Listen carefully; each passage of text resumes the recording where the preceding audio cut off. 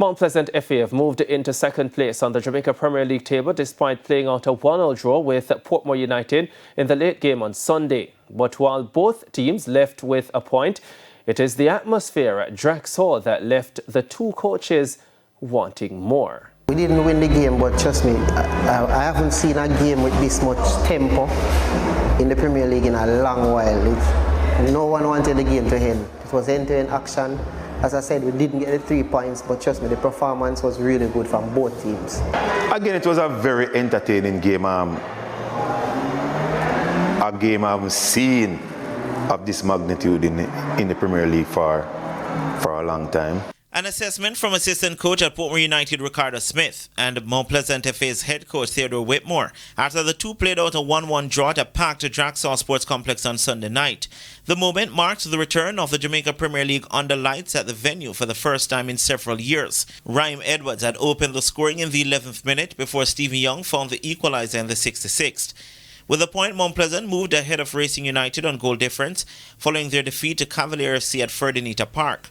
Whitmore was disappointed with his team not making use of their opportunities. Again, the disappointment for me would be concede the way how we concede from a Stephen Young dead ball. But again, I think we played. We should have put away the game in the first half, and I think it came back to haunt us in the second half, which again, we could be down late in the second half, and again we could have put away the game from Portmore. Meanwhile, Smith said with more luck his team could have gotten all 3 points. By scoring the chances, especially the last one that Tej Bryan got and kicked across the goal, I thought if he had scored that, probably we would have scored another one. Probably because knowing these coaches, they would have probably put more attackers and we would have got more space at the back. But it didn't happen. But as I said, it was a very exciting game, the best I've seen in a long while in the Premier League.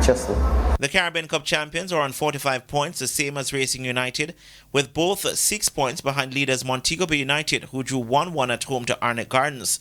Brian Brown had given the hosts the lead after 19 minutes. However, Arnett left it late with Ricardo Thomas equalising in the 85th minute. Well, I think for the past 10 games we've been doing good. It's just unfortunate we never get these 3 points today. If you're looking back in the last 10 games, we kill off the games. In most games, it's just unfortunate at home we never get to kill a game today. Very, very, very crucial point today on the road. We came up against the league leader.